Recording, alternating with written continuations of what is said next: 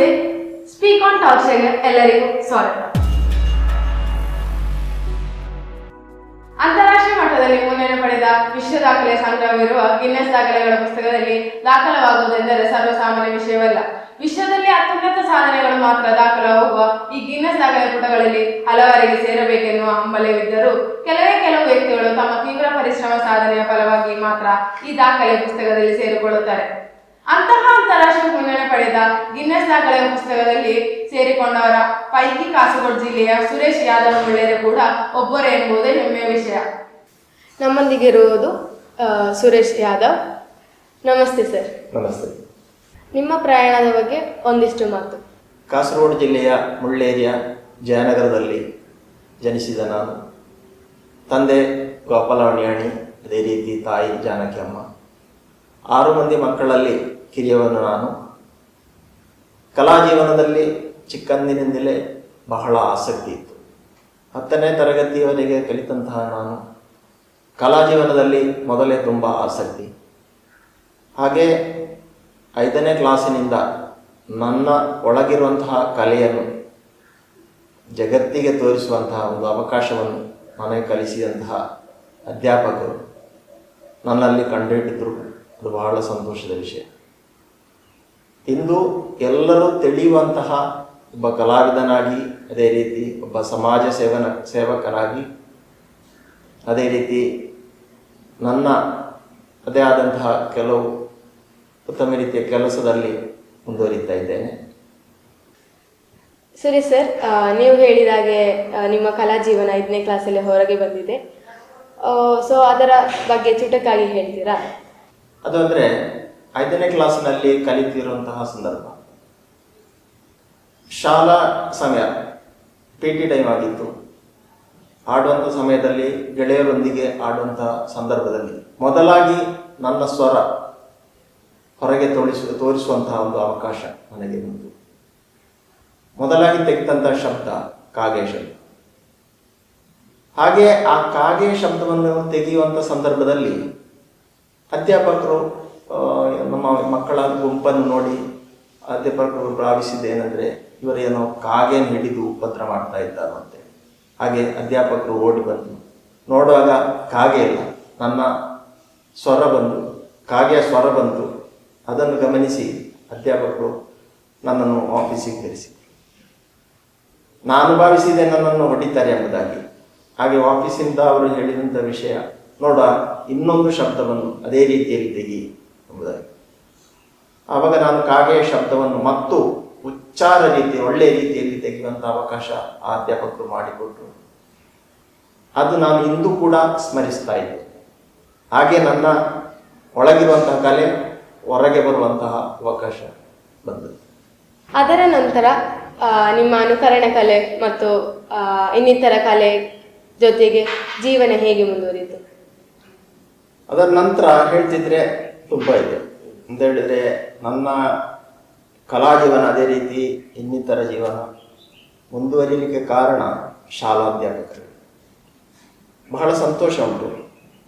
ಅಂದಿನಿಂದ ಇಲ್ಲಿಯ ತನಕ ಮಿಮಿಕ್ರಿ ಆಗಲಿ, ಅದೇ ರೀತಿ ಯಕ್ಷಗಾನವಾಗಲಿ, ಜೊತೆಗೆ ಸಮಾಜ ಸೇವೆಯನ್ನು ಕೂಡ ಮಾಡುವಂತಹ ಅವಕಾಶ ಅವತ್ತು ನಮ್ಮ ಶಾಲಾ ಅಧ್ಯಾಪಕರು ತೋರಿಸಿದ ಕಾರಣ ಇಂದು ಅವರಿಗೆ ನಾನು ಚಿರಋಣಿಯಾಗಿರ್ತೇನೆ. ತುಂಬ ಸಂತೋಷ. ಅವತ್ತು ನನ್ನಲ್ಲಿರುವಂತಹ ಕಲೆಯನ್ನು ಅವರು ತೋರಿಸಿಕೊಡದಿದ್ದರೆ ಇಂದು ನಾನು ಯಾರಿಗೂ ಕೂಡ ಒಬ್ಬ ತಿಳಿಯದಂಥ ವ್ಯಕ್ತಿ ಆಗ್ತಾ ಇದ್ದೆ, ಒಬ್ಬ ಸಾಧಾರಣ ವ್ಯಕ್ತಿಯಾಗಿ. ಇಂದು ಕೂಡ ನಾನು ಸಾಧಾರಣ ವ್ಯಕ್ತಿ, ಆದರೆ ಕಲಾ ಜೀವನಕ್ಕೆ ಒತ್ತು ಕೊಟ್ಟು ಜೊತೆಗೆ ಸಮಾಜ ಸೇವೆಯನ್ನು ಮಾಡುವಂತಹ ಸೌಭಾಗ್ಯ ಎಲ್ಲರಿಗೂ ದೊರಕುವುದಿಲ್ಲ.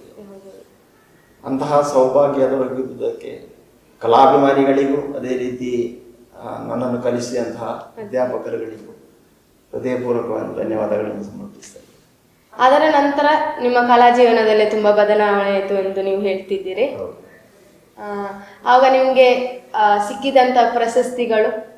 ನಂತರ ಕಲೋತ್ಸವದಲ್ಲಿ ಭಾಗವಹಿಸುವಂತಹ ಅವಕಾಶ ಬಂತು.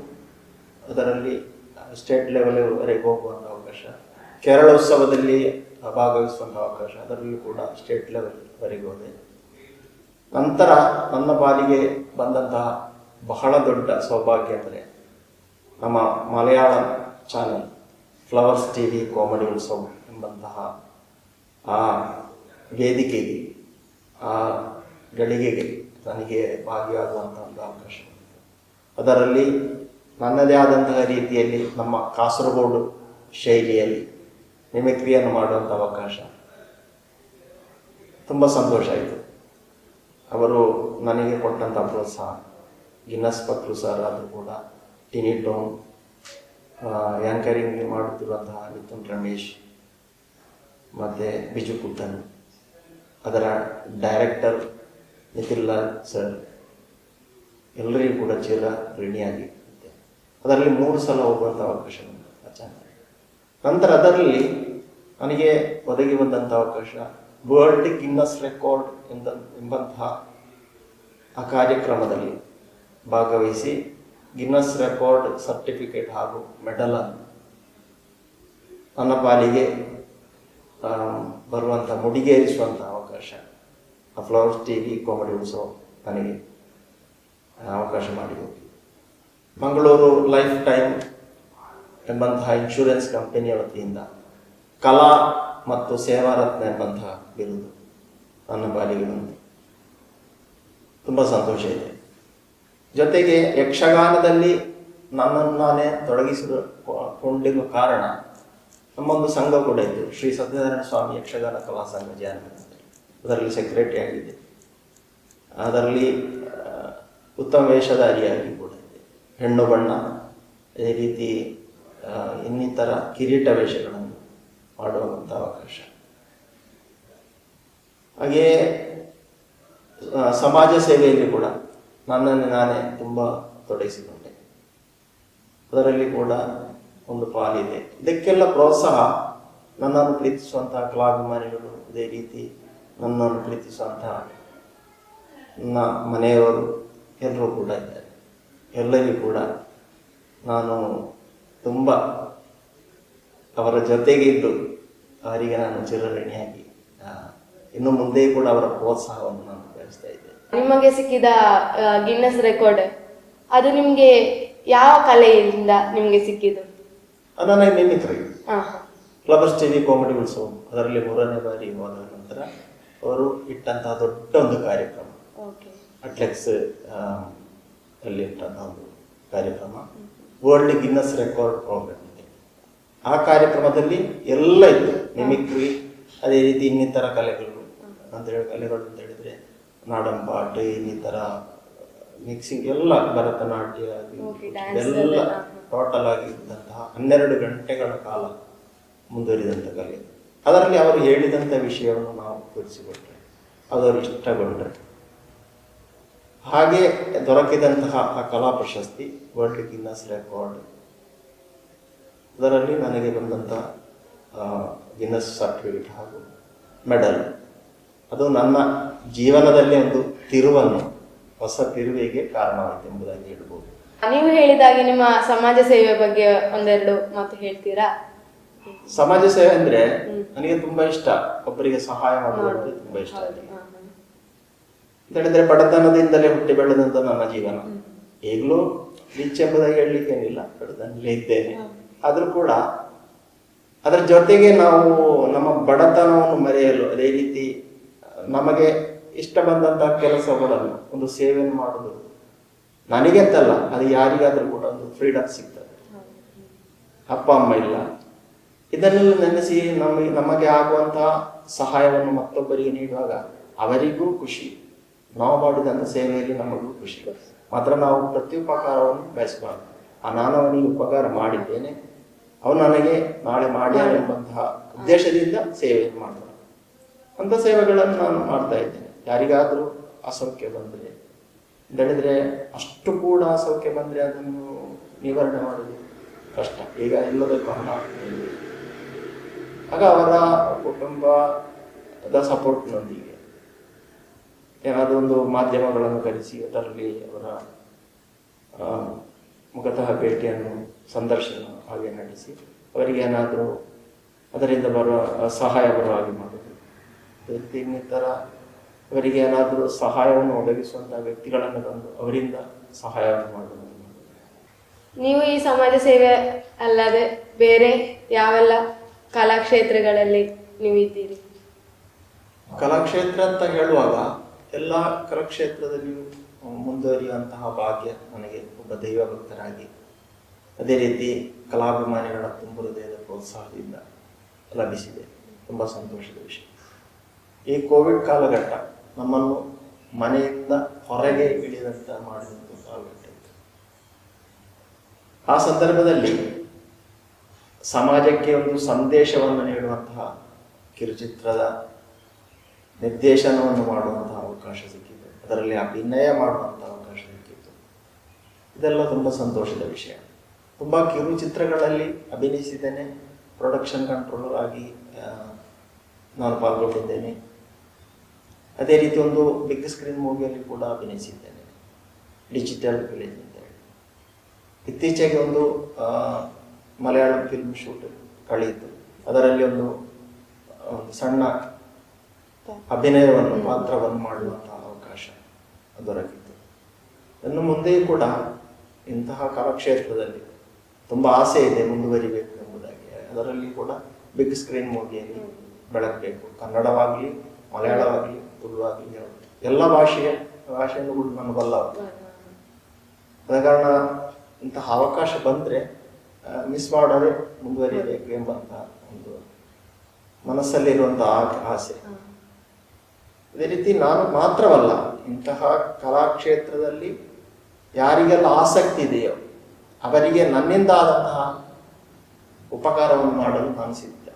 ನಾನೀಗ ಮಿಮಿಕ್ರಿ ಕಲಾವಿದ, ಅವರಿಗೆ ಮಿಮಿಕ್ರಿಯನ್ನು ಕಲಿಸಿಕೊಡಲು ನಾನು ಸಿದ್ಧ, ಉಚಿತವಾಗಿ. ಅದೇ ರೀತಿ ಯಕ್ಷಗಾನ ಕಲಾವಿದ, ನನ್ನಲ್ಲಿರುವಂತಹ ಆ ಪ್ರತಿಭೆಯನ್ನು ಕೂಡ ಕಲಿಸಿಕೊಡಲು ಸಿದ್ಧ. ಭಜನಾ ಕಾರ್ಯಕ್ರಮವಾಗಿ ಉತ್ತಮ ಹಾಡುಗಾರ ಎಂಬುದಾಗಿ ನಾನು ಹೇಳಲು ಸಾಧ್ಯತೆಯಿಲ್ಲ, ಅದನ್ನು ಕೂಡ ನನ್ನಿಂದ ಆದ ರೀತಿಯಲ್ಲಿ ಕಲಿಸಿಕೊಡಲು ನಾನು ಸಿದ್ಧ. ನನ್ನಲ್ಲಿ ಯಾವುದೆಲ್ಲ ವಿದ್ಯೆ ಇದೆಯೋ, ನಾನು ಏನೆಲ್ಲ ಕೆಲಸಗಳನ್ನು ಮಾಡ್ತೇನೆ ಅದನ್ನೆಲ್ಲ ಉಚಿತವಾಗಿ ಕಲಿಸಿಕೊಡಲು ನಾನು ಸಿದ್ಧ ಎಂಬುದಾಗಿ ಹೇಳಲು ಬಯಸ್ತೇನೆ. ಮತ್ತೆ ಇನ್ನು ಮುಂದೆಯೂ ಕೂಡ ಇದೇ ರೀತಿ ಬೆಳಗಬೇಕು, ಇದೇ ರೀತಿ ಮುಂದುವರಿಬೇಕು ಎಂಬಂತಹ ಆಸೆ ಚಿಕ್ಕಂದಿನಿಂದಲೇ ಇದೆ. ಇನ್ನು ಮುಂದೆಯೂ ಕೂಡ ಅದೇ ರೀತಿಯಲ್ಲಿ ಮುಂದುವರಿಯುತ್ತದೆ.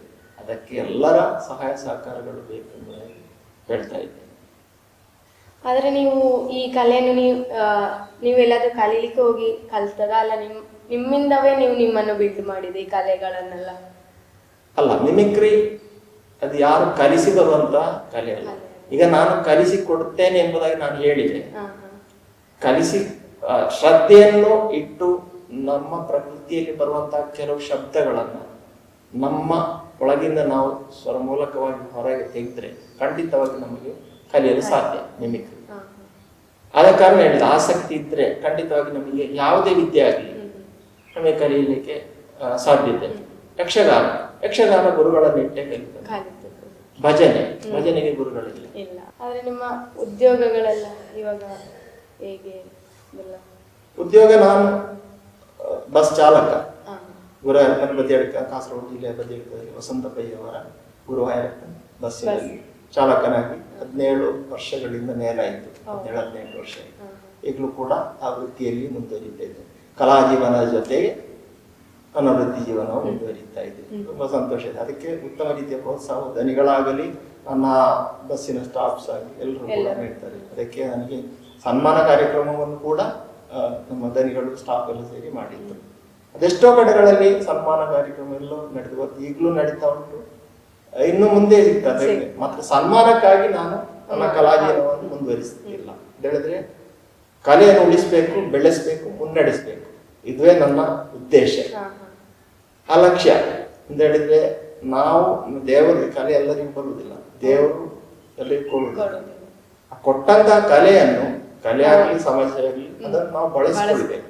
ನಮ್ಮ ಒಳಗೆ ಇಟ್ಟು ಏನು ಪ್ರಯೋಜನ ಇಲ್ಲ. ಉಳಿಸ್ಬೇಕು, ಬೆಳೆಸ್ಬೇಕು, ಮುನ್ನಡೆಸ್ಬೇಕು, ಅದೇ ನನ್ನ ಉದ್ದೇಶ.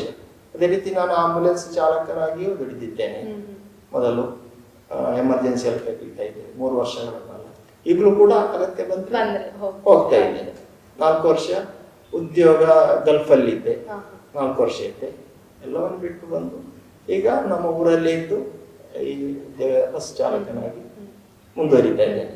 ಅದರಲ್ಲಿ ನನಗೆ ಯಾವುದೇ ರೀತಿಯ ಬೇಸರ ಇಲ್ಲ. ನನ್ನ ಅನ್ನದ ದಾರಿ. ಹಾ. ಆದ ಕಾರಣ ತುಂಬಾ ಸಂತೋಷದಿಂದಲೇ ಈ ನನ್ನ ವೃತ್ತಿ ಜೀವನದಲ್ಲಿ ಮುಂದುವರಿತಾ ಇದ್ದೇನೆ. ಕಲಾ ಜೀವನದ ಜೊತೆ ಸಮಾಜ ಸೇವೆ ಜೊತೆ ಮುಂದುವರಿತಾ ಇದ್ದೇನೆ. ಈ ಕಲಾಕ್ಷೇತ್ರ ಮತ್ತೆ ನಿಮ್ಮ ಈ ಸಮಾಜ ಸೇವೆಗಳಿಂದೆಲ್ಲ ಈ ಕಾಸರಗೋಡಿಗೆ ನೀವೊಂದು ಹೆಮ್ಮೆ. ಅವಾಗ ನಿಮ್ಮ ಗೆಳೆಯರು ಮತ್ತೆ ನಿಮ್ಮ ಫ್ಯಾಮಿಲಿ ಹೇಗೆ? ಉತ್ತಮ ಪ್ರಶ್ನೆ ಅಂತ ಹೇಳಿದ್ರೆ, ನನ್ನ ಫ್ರೆಂಡ್ಸ್ ಅಂತ ಹೇಳುವಾಗ ನನ್ನ ಒಂದು ಕೈಗೆ ಮತ್ತೊಂದು ಕೈ ಸೇರಿದಾಗೆ, ಅದೇ ರೀತಿ ನನ್ನ ಫ್ಯಾಮಿಲಿ ಕೂಡ ಹಾಗೆ. ನಾನು ಒಂದು ಕೈ ಮತ್ತೊಂದು ಕೈ ನನ್ನ ಫ್ಯಾಮಿಲಿ ಅಂತ ಹೇಳ್ಬೋದು. ನಾನು ಮೊದಲು ಹೇಳಿದೆ, ನನಗೆ ಅಪ್ಪ ಅಮ್ಮ ಇಲ್ಲ, ದೊಡ್ಡ ಅಕ್ಕ ನನಗೆ ಒಳ್ಳೆಯ ರೀತಿ ಪ್ರೋತ್ಸಾಹ ನೀಡ್ತಾ ಇದೆ.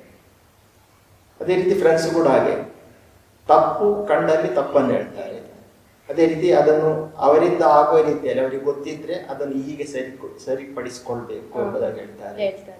ಉತ್ತಮ ಗೆಳೆಯರಾಗಿದ್ದಾರೆ. ಅದೇ ರೀತಿ ಕಲಾಭಿಮಾನಿಗಳು ಕೂಡ ಹಾಗೆ, ಸೋಷಿಯಲ್ ಮೀಡಿಯಾಲಾಗಲಿ, ಈಗ ಫೇಸ್ಬುಕ್ಕಲ್ಲಾಗಲಿ, ಇನ್ಸ್ಟಾಗ್ರಾಮಲ್ಲಿ, ವಾಟ್ಸಪ್ಪಲ್ಲಿ ನಿಮ್ಮ ಕಾರ್ಯಕ್ರಮ ಚೆನ್ನಾಗಿತ್ತು ಆದರೆ ಚೆನ್ನಾಗಿತ್ತು ಎಂಬುದಾಗಿ ಹೇಳ್ತಾರೆ. ಇಲ್ಲಾಂದ್ರೆ ಅದನ್ನು ತಿದ್ದಿ ಸರಿಪಡಿಸಿಕೊಳ್ಬೇಕು ಎಂಬುದಾಗಿ ಹೇಳ್ತಾರೆ. ಅದು ನನ್ನ ಮೇಲಿರುವ ಪ್ರೀತಿಯಿಂದ ಹೇಳ್ತಾರೆ, ಹೊರತು ನನ್ನನ್ನು ಕೆಳಗಿಳಿಸಲಲ್ಲ. ನೀವು ಇಷ್ಟೆಲ್ಲ ವಿಷಯವನ್ನೇ ಹೇಳಿದ್ದೀರಿ, ಕಲಾಕ್ಷೇತ್ರದ ಬಗ್ಗೆಯೂ ಸಮಾಜ ಸೇವೆ ಬಗ್ಗೆಯೂ ಹೇಳಿದ್ದೀರಿ, ಸಂತೋಷ. ನಮ್ಮ ಕಾಸರಗೋಡಿನ ಹೆಮ್ಮೆಯಾಗಿ ನಮ್ಮ ಸಮಾಜಕ್ಕೆ ನೀಡುವ ಸಂದೇಶ, ಅದರ ಜೊತೆಗೆ ನಮಗೆ ಮತ್ತು ನಮ್ಮ ವೀಕ್ಷಕರಿಗೆ ನಿಮ್ಮೊಂದೆರಡು ಮೂರು ಅನುಕರಣೆಗಳು. 27 ವರ್ಷದ ಕಲಾ ಜೀವನದಲ್ಲಿ ನಮ್ಮ ಸಮಾಜಕ್ಕೆ ನಾನು ನೀಡುವಂಥ ಸಂದೇಶ ಏನಂದರೆ, ನಿಮ್ಮ ಜೊತೆಗೆ ಏನಾದರೊಂದು ಕಲೆ ಇದ್ದರೆ ಅದನ್ನು ಹೊರಗೆ ತರಬೇಕು. ನೀವು ಕೂಡ ಕಲಾವಿದರಾಗಿ ಮುಂದುವರಿಯಬೇಕು. ಅದೇ ರೀತಿ ನೀವು ಮಾಡುವಂಥ ಸೇವೆಯಲ್ಲಿ ಕೂಡ ನೀವು ಸಂತಸರಾಗಿದ್ದರೆ, ಮತ್ತೊಬ್ಬನಿಗೆ ಖುಷಿ ಸಿಗುತ್ತಿದ್ದರೆ, ಒಂದು ಉಪಕಾರ ಆಗ್ತಿದ್ದರೆ ಅದನ್ನು ಕೂಡ ಉತ್ತಮ ರೀತಿಯಲ್ಲಿ ಮುಂದುವರಿಸಬೇಕು. ನಮ್ಮ ಎಲ್ಲ ಕರ್ತವ್ಯಗಳಲ್ಲಿಯೂ ನಾವು ಸಕ್ರಿಯವಾಗಿ ಭಾಗಿಯಾಗಿದ್ದಲ್ಲಿ ನಮ್ಮ ಜೀವನ ಉತ್ತಮವಾಗಿ ಮುಂದುವರಿಯಲು ಸಾಧ್ಯ. ಜೊತೆಗೆ ದೈವಿಕವಾಗಿಯೂ ಇನ್ನಿತರ ಸಂಘ ಸಂಸ್ಥೆಗಳಲ್ಲಿ ಉತ್ತಮ ಸೇವೆಯಲ್ಲಿ ನಮ್ಮನ್ನು ನಾವು ತೊಡಗಿಸಿಕೊಂಡ್ರೆ ನಮ್ಮ ಎಲ್ಲ ಕಾರ್ಯಗಳು, ನಮ್ಮ ವಿದ್ಯೆ ಆಗಲಿ, ನಮ್ಮ ಕಲಾ ಜೀವನವಾಗಲಿ, ಸಮಾಜ ಸೇವೆ ಆಗಲಿ, ಯಾವುದೇ ಕಾರ್ಯ ಒಳಗಿಡದೆ ಉತ್ತಮ ಕಾರ್ಯದಲ್ಲಿ ಮುಂದುವರಿದು ನಾವು ಈ ಸಮಾಜಕ್ಕೆ ಮಾದರಿ ಆಗಬೇಕು, ಈ ಸಮಾಜವನ್ನು ಬೆಳಗಿಸಬೇಕು, ನಮ್ಮನ್ನು ನಾವೇ ಸಮಾಜ ಸೇವೆಗೆ ತೊಡಗಿಸಿಕೊಳ್ಬೇಕು ಎಂಬುದಾಗಿ ನಾನು ಸಮಾಜಕ್ಕೆ ನೀಡುವಂತಹ ಸಂದೇಶ. ಜೊತೆಗೆ ಹೇಳಿದ್ರಿ, ನೀವು ಕಲಿತಂತಹ ಕಲೆ ಮಿಮಿಕ್ರಿ, ಅನುಕರಣೆ ಒಂದನ್ನು ನಮ್ಮ ವೀಕ್ಷಕರಿಗಾಗಿ ನೀಡಬೇಕೆಂಬುದಾಗಿ ತುಂಬ ಸಂತೋಷ ಇದೆ. ನಮ್ಮ ಭಾರತ ದೇಶದ ಪ್ರಧಾನಮಂತ್ರಿ ನರೇಂದ್ರ ಮೋದಿಜಿಯವರ ಶಬ್ದವನ್ನು ನಿಮ್ಮ ಮುಂದೆ ಹೇಳ್ತಾ ಇದ್ದೀನಿ. ಭಾರತ್ ಮಾತಾ ಕೆ, ಭಾರತ್ ಮಾತಾ ಕೆ, ಭಾರತ್ ಮಾತಾ ಕೆ. भाई और बहनों, लोकतंत्र का मंत्र है। बड़े संख्या में लोग गिरफ्तार किए गए थे, जेलों में बंद किए गए थे. मित्रों, हमारा देशवासियों, ಧನ್ಯವಾದ. ಅದೇ ರೀತಿ ನಮ್ಮ ಮಲಯಾಳ ಚಲನಚಿತ್ರರಂಗದಲ್ಲಿ ಹಾಸ್ಯ ನಟನಾಗಿರುವಂತಹ ಜನಾರ್ದನ್ ಅವರ അയ്യോ അവനെ തല്ലല്ലേ തല്ലല്ലേ, അവൻ അമ്മ മരിക്കുമ്പോൾ പറയുന്ന ഓർമ്മയില്ലട, അവനെ പൊന്നുപോലെ നോക്കിക്കൊള്ളಬೇಕು, മറത്തോടാതെ. ನಮ್ಮ ಮೇಲೆ ಪ್ರೀತಿ ಇದ್ದು ನೀವು ಬಂದಿದ್ದೀರಿ, ತುಂಬಾ ಸಂತೋಷ. ನಿಮ್ಮ ಬಾಳು ಬೆಳಕಾಗಲಿ ಎಂದು ಶುಭ ಹಾರೈಕೆ. ಧನ್ಯವಾದ. ಧನ್ಯವಾದ.